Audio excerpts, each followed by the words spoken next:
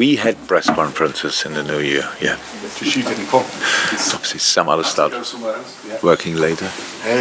As usual, we'll have a brief breakout at the end for Nationals, every embargo until 10:30 tonight.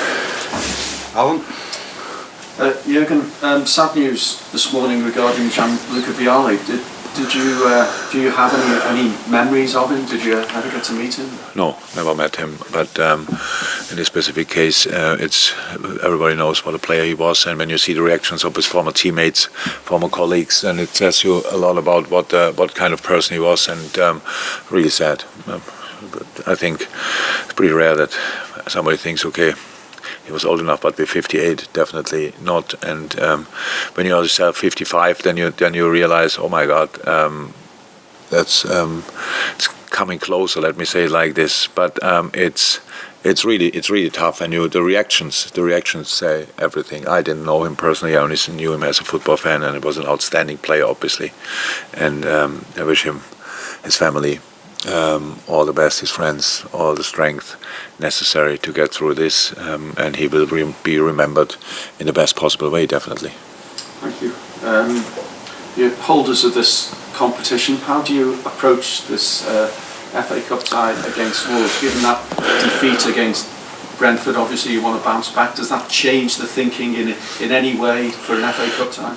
No, it doesn't change. The only what always change, it's just if the amount of games you have around. So if you play Wednesday, Saturday, Tuesday, or whatever, these kind of things, then you have to think about it.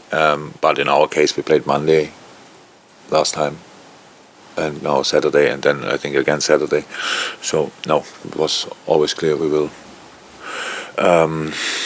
line up as good and strong and experienced as we can. But we actually always did.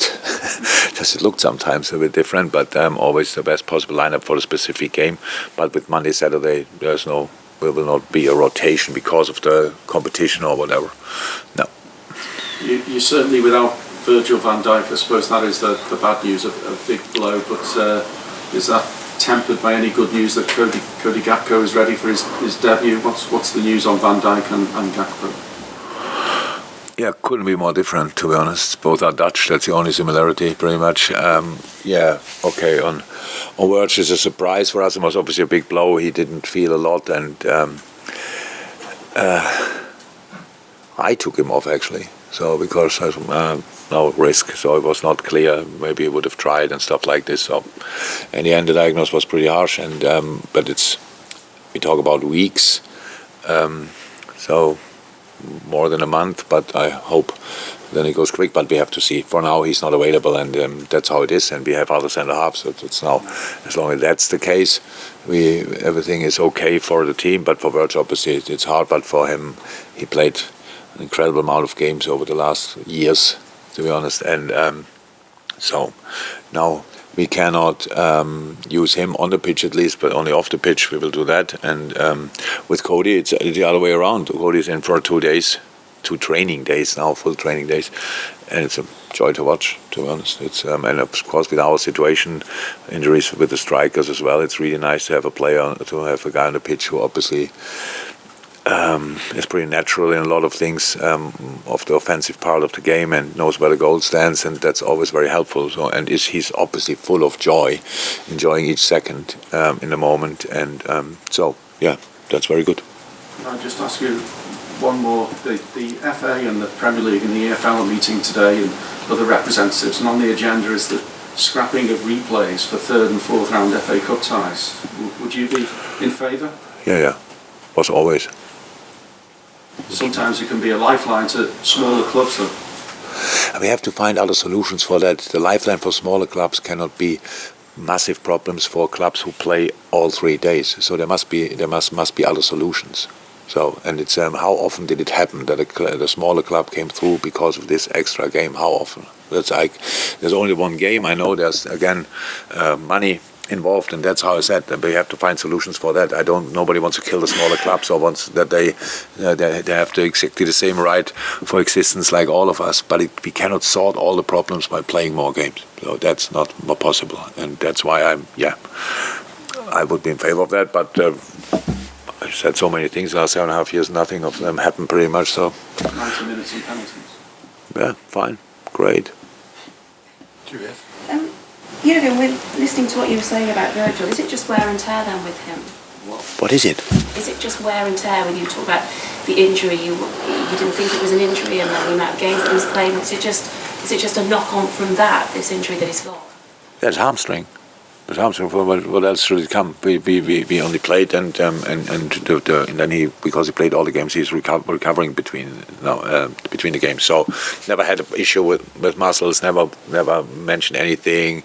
So before, and that just now happened. So that's how it is. Nothing to say about. Nothing. We did nothing different. It was one sprint too much then in that moment. Okay. And with Cody, when you say he's a joy to watch, what have you picked up that you hadn't seen or didn't know about him already? It's a good footballer, good in small spaces, likes to finish from distance as well, and a pretty good shooting technique, a good dribbler, all these kind of things. What everybody who wants to know could know, because there are a lot of videos out there. And that's all. But it's obviously different if you, when you sign a player, you watch a lot of stuff, and in the end, it's still nice to see it then in real time and live in front of you. So that's what I mean with it. And in a way, I suppose it's nice for him to get started, bearing in mind, he signs and then he hasn't been able to do that much because of the work permit situation and everything else. Yeah, but I'm not sure if any player who got signed in this window already played, probably not. So we were pretty early. So this is the first possible moment where a player could play. Yeah, maybe if our Premier League game would have been not the second, but the fourth or fifth, or last night when they played, yes, then maybe we could have played. But for us, it's the first possible moment, and it's absolutely perfect because we usually business starts later on in January. Decisions are made later, and these kind of things. And in this specific case, we were pretty early, and that's why I'm completely fine with the situation. And in other terms of the injuries, just sorry, is there anyone else available to come back? Hendo. With Jordan's concussion. Exactly. He did exactly what he was allowed to do yesterday. Big parts of team training without heading, and from today on, I think is completely allowed to do everything. No, I think that's it. Yeah, again, I know you've had problems with injuries in terms of available players, particularly in midfield. Are you any closer to solving? Particularly in midfield. Well, you've had midfield players injured. But not only. If you want to ask a question, you don't have to prepare your question with the lead up. So, okay, you want to ask if we sign a midfield player. Nothing to do with signing a midfield. Nothing good then. Nothing to do with it. Okay. No, to solving the balance problem, whereas the defence is not constantly put under a lot of pressure, and still teams are able to get through the midfield with a lot more ease than they used to do. If things like this happen, then it's a general problem, not a midfield problem. So it's not that might be in the late 50s or 60s when the midfield was responsible for, and that in the midfield something is wrong. So football is a much more complex game. Meanwhile, defending starts up front. If you don't defend there, and you have still the same idea, the idea in your mind how you want to defend, and three don't do it, then the midfield has no chance. So the pitch is too big, the opponents are too good. That's long ago that we really had to talk about these kind of things. Balance might be a problem now, not so much in the last game. The goals we conceded were 2 from a set piece and 1 from a counter attack. There was not doing the ball through the midfield. It was no, it had nothing to do with midfield, definitely not. Before that, I don't know, it's all about organization. It's not so much about that one midfield player or whatever could sort that. It's about us then in that moment to do it collectively in the right manner. And the way we want to defend is clear. That works out pretty often. So but obviously not all the time. And then Ali has to make a save. That was in our best games the case. That was in best phases the case that Ali had to make incredible saves. Otherwise, nobody would have realized how good he is. When you have 99 points at the end of the season, and everyone tells you have the best goalie in the world, then that must be a reason for. Because he's not the best goalie of the world standing behind the best defense. It's just because he makes incredible saves in his moment. So these situations were always there. And for me, obviously, it's as important as the balance is in the game on the pitch, as well as important the balance with the analyze, because I cannot analyze the game differently when we lose or when we win. It's just about the situations. There are goals left and right of the pitch. Either you score or you don't score, but the rest is has to be judged in the same way. So, and if it's right, it's right. If it's not right, it's not right. And how I said, that never changed. And that's why we work on that, but not since yesterday and not since Brentford. We work on that all the time. That's really important. Am I completely happy with the way we play? No, definitely not. But I can't see it as a midfield problem. It's a general thing. But even in these games now and at Brentford, we lost it, and it's exactly how it felt, and that's how it should feel.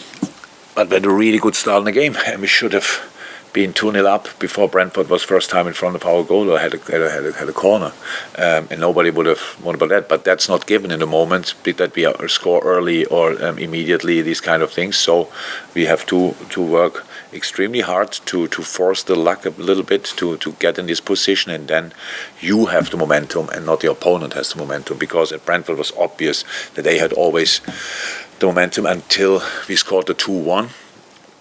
We scored a 2-1 even before. It was for an inch offside, so could have been 2-2 at that time, and that would have been an interesting game. So we lost it, and it's really exactly the opposite of what we wanted. But we know we have to, or we want to be more clear, more balanced, more structured, more intense in moments, and that's what we are working on. I know you don't have Diogo Jota available at the moment, and Sadio Mane's not around anymore. But to go back to the point that you made, Luis Diaz, Bobby Firmino, all three are not available. I'm talking specifically about the pressing at the top end of the pitch. You said defending starts at the top end of the pitch. Are the players at the moment not doing it to the extent that you want from them, or in the way that you want? That's not too much a question of to want it. My job is to make it that clear that the boys not about wanting, that they feel it, that it's 100%. It's clear we have the right timing. We are together. We are compact. We can do these kind of things. Yes, if things don't work out, then somebody is not doing exactly like he should. That's sometimes one person, sometimes 2, 3, 4 per. That's not consciously or willingly. It's not like that. It's not no. That's it. It's just it doesn't work out, and it's because this is nothing. You don't start pressing here. You start pressing here, and that's what it is, and that's what we did very often. But I only mentioned that because you spoke about the midfield, and that's how my life is as a manager. I want to make sure that it's not a midfield, and the next thing you realize then it must be up front. So and now we have the next position to play, but it's all fine. Yeah, you know it. Maybe you don't want, but I said it in public. So that means that anybody else can do with it what they want. But that's all fine, really all fine. We don't think we are brilliant in a moment, and we should have won at Brentford 7-0 or whatever. We are here. We know we lost there, and we want to show reaction, and we have the next chance to show the reaction tomorrow night. Carl. Hi. Just to go back to Cody. When Lucia signed last year in January, he made an immediate impact. We've seen prior to that, Virgil came in January, he made a massive impact. How confident are you that Cody can make a significant contribution straight away, or have you seen that already and you think he can fix it straight away, considering his form this season? No, he looks really good, looks really promising, he looks fit, that's all good. Is he at 100% fitness? I don't know, he trained with that. He had now a few days where he was allowed to train, but not with the team, now 2 days with the team. I think the sessions you could see are intense for him because different, not more intense, but everything what is new is obviously, then you feel it a bit more.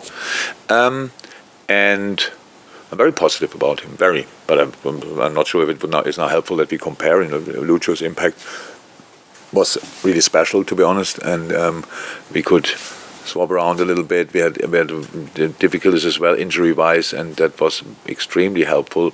That's how it will be in the moment as well. But Cody gets the same amount of time like each player. You have to settle in. Offensively, it's not that easy. He comes from a different league. That's always difficult. It was for Lucha as well, but then you don't have to compare that. But we expect a positive impact, definitely. Marcel from the Telegraph, Netherlands. Gini Wijnaldum told me once that before he joined you, he had a really, really good meeting with you and a good talk about his personality. And did something similar happen with Cody? And is the personality of a player important to you? It was not exactly, yeah, it's very important to me, absolutely, but it was not exactly like that. Junior was in my house, but it was not possible with Cody, so we had a phone call, we had a long conversation in the moment when we were allowed to do that. So that's obviously slightly different, and when you sit together in a room alone, then the conversation is different you have, so that's clear. But it was not possible in this case. We had to do it differently. But I really think Cody, and you know that probably better than I do, all the things you can know about Cody, Gakpo is describe him as a very, very good person. So he's born and bred Eindhoven, there for years and years. Don't know exactly how old he was, 8-9 years when he joined the club, going through all the teams, all the ranks, becoming captain at the age of 22, 23. That all says a lot about him. Then that's what I knew before. Then you speak to a boy, and then his perfect English. Obviously, a lot of Dutch guys really speak an incredible English, so it makes the conversation really easy in that moment. Then you see his face, his smile has the warmth in there, and we had obviously information from Virgil as well about him as a person. So there were actually not only not a lot of doubts, there were no doubts at all. And yes, personality is very important, I think, not only in football, generally in life. It's very important. And so very happy with the signing, very, very. He's a very intelligent boy, that's how we know him. Good schools, all his family, etc. The fact that he chose Liverpool above all the others proves the point. Doesn't say a lot about him or about the club or about, because Both, I think. So I think there were easier moments, if you want, to join Liverpool in last year. I'm not sure we were not qualified for the Champions League already, but it looked like, okay, that will happen. So this year we cannot guarantee that. So, but Cody never asked. It happens from time to time that players say, what do you think will make the Champions League, stuff like this. He can read the table obviously himself, so he knew that will be a bit a tight decision. But what I really like about this is he's obviously a guy who doesn't want to jump on the running train, he wants to push the train, so I like that a lot. Good for him as well, because it always helps in life if you are a little bit like that. I think, and you again, I'm now 7.5 years inside. I don't see the club from outside anymore, but you know that Liverpool is a massive club. It is, and what we can give to players is the size of the club, but the feeling inside is very, very. We are really close together. That's how it is. We describe it internally as a family. We don't go outside and tell everybody as a family or whatever. But internally, it's exactly like that. We sing birthday songs for everybody. We do all these kind of things. Everybody gets flowers in the right moment and these kind of things. So we don't forget the personal thing, and that probably Virgil told him. Was not necessary that I told him. So. Could we be more successful in a moment on the pitch? Yes, definitely, no doubt about that. But everybody knows we fight with all we have for getting there again, and we will get there. But it's always tough in these moments. It's always tough, and I really like the fact that he decided pretty quickly. Yeah, that's the right club for me, and that speaks volumes about him. Thank you, Marcel. Thank you. We'll just move on to the embargo section.